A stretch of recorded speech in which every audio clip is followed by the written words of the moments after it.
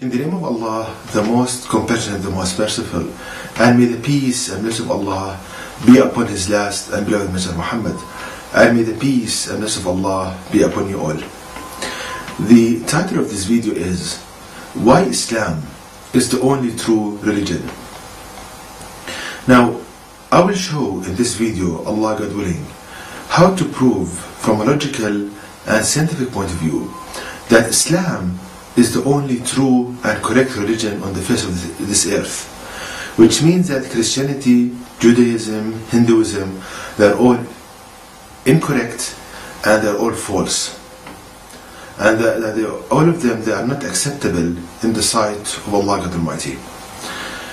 Now, the title of this video comes from a Quranic verse, which is verse number 85 of chapter 3 of the Quran, which reads, the translation is the following: and whoever seeks a religion other than Islam, it will never be accepted of him, and in the hereafter he will be one of the losers. The verse once again: and whoever seeks a religion other than Islam, it will never be accepted of him, and in the hereafter he will be one of the losers. So here Allah the Almighty is teaching us quite clearly that the only religion acceptable in the sight of Allah is Islam. And as I said, this means that Christianity, Judaism, Hinduism, they're all unacceptable in the sight of Allah the Almighty. Now the question arises as to why. Why? What is the reason for this? Now the best book and the only book to find the correct answer for this question as to why Islam is the only true religion and why it's the only religion acceptable in the sight of Allah is the Quran. The book that gives you the answer quite clearly is the Quran. And you will see that the Quran is a self-sufficient book. You only need to ponder upon the Quran. You don't need any other book. So if we look at and ponder upon verses 7 and 8 of chapter 99 of the Quran, which reads, so whosoever does good equal to the weight of an atom shall see it, and whosoever does evil equal to the weight of an atom shall see it. Now we learn from this verse that in Islam, the concept of personal accountability. So the key to answer this question as to why Islam is the only true religion is to look at the concept of self-accountability and personal accountability for your deeds. So Allah in the Quran tells that if a person does a good deed, even if it's small, very small deed, he will see the reward of it. On the other hand, if he does an evil deed, even if it's very small, he will be punished for it. So in Islam, there is the concept of personal accountability for your deeds, and that you are responsible for your actions. It's very clear, and this is the basis for the true religion. The religion which is correct is the religion that has this concept well established. And Islam is the only religion that has this concept in its true and pure form.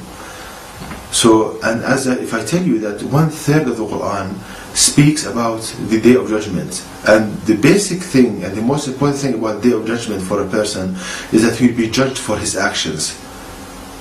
Now the benefits from this concept is that if a person believes that every deed he will be judged for it, this will produce a shield, and this will be kind of produce in him kind of a deterrent from doing bad and evil deeds.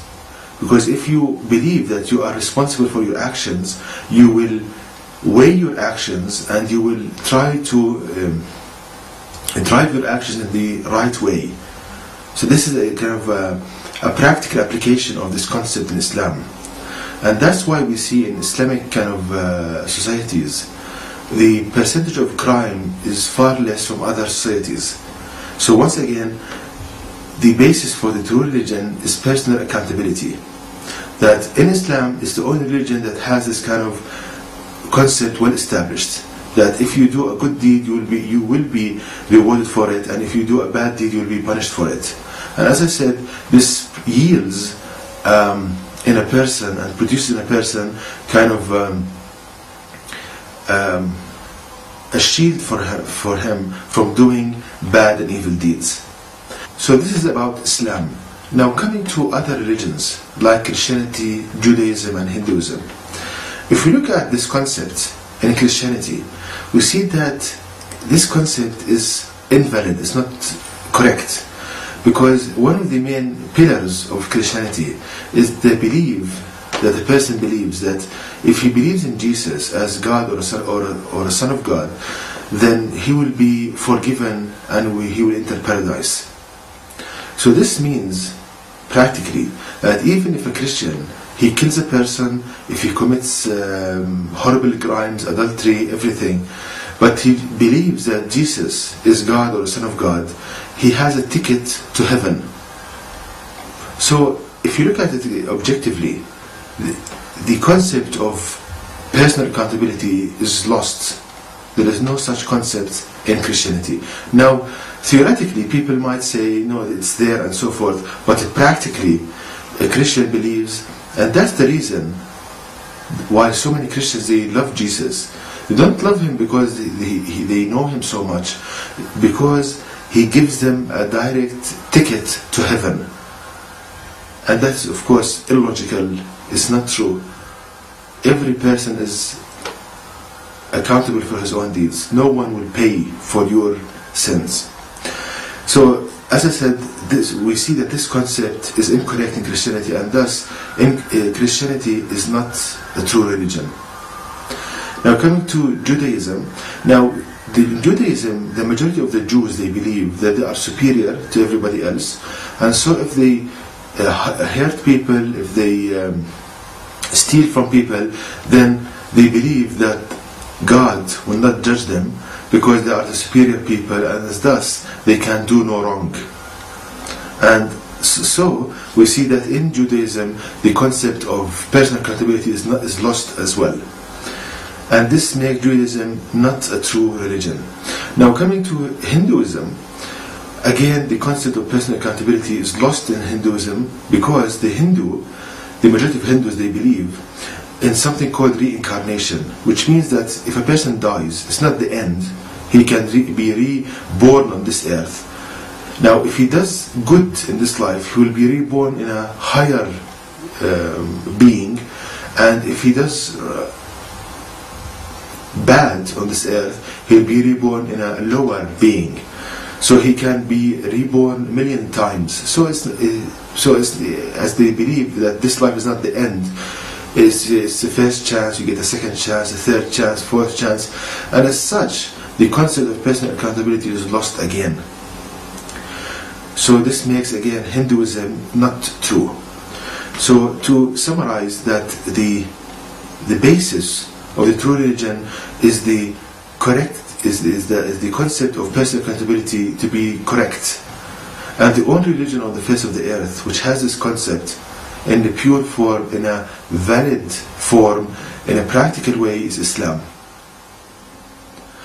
which makes Islam the only true religion. And this explains why it's the only religion acceptable in the sight of Allah the Almighty, because one of the main functions of any religion is to organize the life of people and make it better.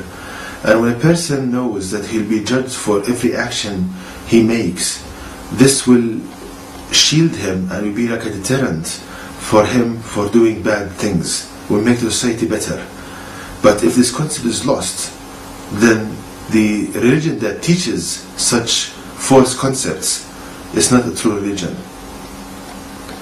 And this doesn't apply only for Hinduism and Judaism and Christianity. Take any other religion other than Islam, you'll see that the concept of personal accountability is not there. It's distorted.